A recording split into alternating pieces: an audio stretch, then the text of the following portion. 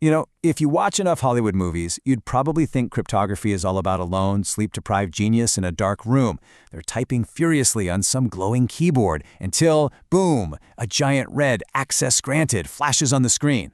It's a super fun dramatic visual, right? But honestly, it completely misrepresents what actually keeps our digital world safe. The real battleground isn't just clever code scrolling on a monitor. It's actually the physical hardware sitting right there in your pocket. So today, we're going to completely shatter that cinematic myth. Welcome to this explainer, where we're diving into the fascinating, incredibly rigorous, and honestly surprisingly fragile world of mathematical cryptography. We're going to explore exactly how protecting our data evolved from being basically a clever guessing game into an exact, verifiable mathematical science. And perhaps most importantly, we'll uncover why, despite having literally flawless mathematics, our digital fortresses are still incredibly vulnerable to the messy, physical realities of the real world. Let's get into it. Okay, let's dive into this and lay out our roadmap. First up, from art to science. Second, the proof framework. Third, real-world system fragility. And finally, standardized deployment. Section 1. From art to science. We're looking at the historical shift to modern cryptography. To really understand modern cryptography, we have to look back and contrast the historical approach with the modern methodology. For centuries, cryptography was basically an art form. An inventor, acting a lot like an artist, would create this massively complex, knotted puzzle of a cipher. They'd try to break it themselves, maybe ask a few smart colleagues to take a crack at it, and if no one could figure it out, well, they just declared it secure. But you can probably see the flaw there, right? That trial-and-error approach is incredibly risky. Just because a designer can't break their own puzzle absolutely doesn't mean some brilliant adversary won't find a totally unexpected backdoor. Modern cryptography completely rejects that historical premise. Today we operate under what's called provable security. This is the hardcore science phase. It demands that we put our systems under a microscope. We have to define the exact mathematical capabilities of an adversary, detail precisely what tools they have at their disposal, and mathematically prove what they absolutely cannot do. It takes security from a subjective, hopeful guessing game and turns it into an objective, verifiable science. But here's where we hit a really profound mathematical roadblock. As much as we absolutely want an unbreakable bottom-up proof of security, proving that kind of absolute security is, right now, mathematically impossible. It actually ties directly into one of the absolute biggest unsolved mysteries in computer science, which is known as P versus NP. In simple terms, we just can't definitively prove that certain mathematical operations are universally hard for any future computer to solve. So because we lack that absolute ironclad guarantee, we have to use what scientists call plausible assumptions as a structural workaround. Think of it like anchoring a building to bedrock. We take these incredibly difficult, deeply studied mathematical puzzles, things that literally thousands of the world's absolute brightest minds have scrutinized and failed to solve for decades, and we build our cryptographic fortresses right on top of them. We're basically saying, okay, we can't mathematically prove this cipher is fundamentally unbreakable in the universe, but we can prove that breaking it is exactly as hard as solving this famous, impossible math problem. It's honestly a brilliant way to balance intense mathematical rigor with the concrete, real-world efficiency we need to actually run these programs quickly on our phones. Moving on to Section 2, the proof framework. Let's look at how we actually prove these systems work. So the primary tool cryptographers use to anchor their systems to these impossible problems is called a reductionist proof.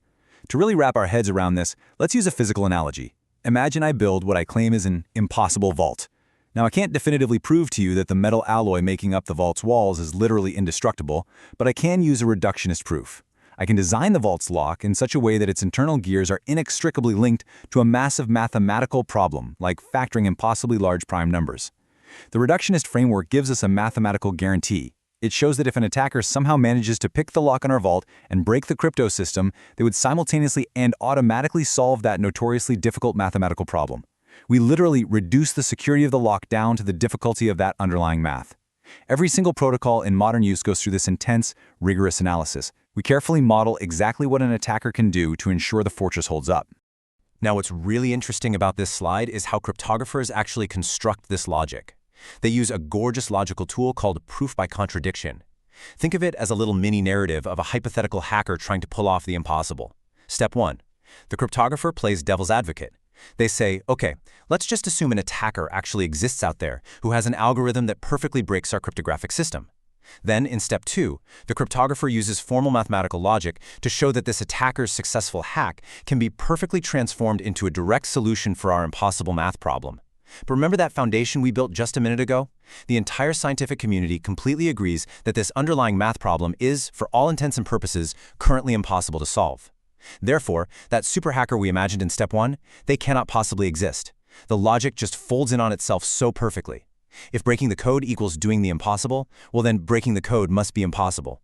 But this leads us to a massive, glaring contradiction. I just spent the last several minutes explaining to you how modern provable security uses absolutely flawless mathematical logic to guarantee that systems cannot be broken. And yet, we all see the news. Major systems, massive corporations, and personal devices are compromised almost every single day. So what does this all mean? If the math is truly flawless, how do systems get hacked? This single question is arguably the biggest headache for modern security engineers across the entire globe. And that perfectly brings us to Section 3, Real-World System Fragility, where we look at system brittleness. You see, the answer lies in the really harsh truth that perfect mathematics still have to run on extremely imperfect physical machines.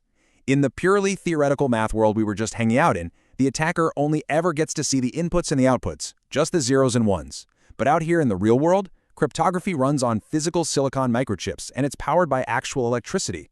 And it turns out those physical devices leak information like a sieve. We call this side-channel analysis, and it's exactly how hackers completely bypass that flawless math by attacking the hardware itself. Let's really dig into these 3 fascinating methods because this is wild. First up, timing attacks. An attacker doesn't even bother trying to guess the password mathematically. Instead, they just measure the execution time. Because of things like cache misses in a CPU, processing a correct letter in a password might take a few microscopic milliseconds longer than an incorrect letter. By perfectly timing the operation, attackers can literally just deduce the secret key based solely on how long the chip takes to think. Crazy, right? Second, we have power analysis. A CPU processing a binary 1 physically draws a slightly different microscopic voltage than when it processes a 0. Hackers use incredibly sensitive oscilloscopes to monitor these tiny fluctuations in power consumption. Just by observing that distinct electrical hum, they can practically read the secret key right off the device as it calculates. And finally, fault injection.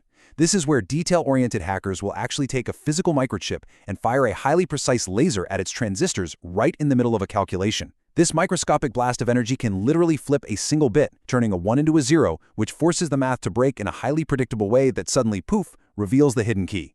The math inside the box was perfectly secure, but the physical box itself completely gave the secret away. Which brings us to our final topic, Section 4, Standardized Deployment.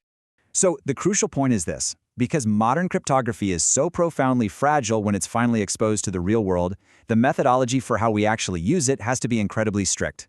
The golden rule in software engineering, and you'll hear this everywhere, is that you never, ever roll your own crypto. You just don't do it. Real-world deployment dictates that we must rely exclusively on vetted, standardized protocols, things like TLS, which is the exact protocol securing your web browsing right this very second. We have to utilize high-quality, heavily scrutinized cryptographic libraries instead of making custom, homemade implementations. And why are these standard libraries safe? Well, because they haven't just been mathematically proven, they have been painstakingly engineered and physically hardened against all those crazy physical side-channel attacks we just explored. For instance, the code in a library like TLS is specifically written to execute in what's called constant time, which completely defeats those timing attacks. They are carefully designed so that the power draw is aggressively masked and the hardware interaction is totally resilient against intentional glitches. We let the experts build the vault, and we just use their vault.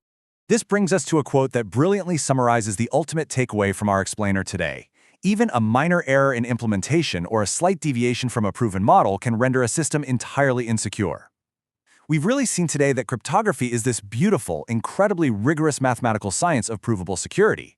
But at the exact same time, it is a physical engineering discipline where the absolute tiniest real-world flaw, like a stray millisecond or a microscopic voltage drop, can bring the entire mathematical fortress crashing down.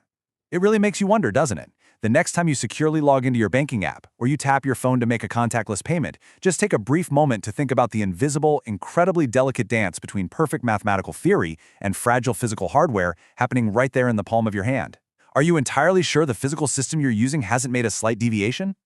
Thank you so much for exploring this with me today. Keep asking questions and keep learning.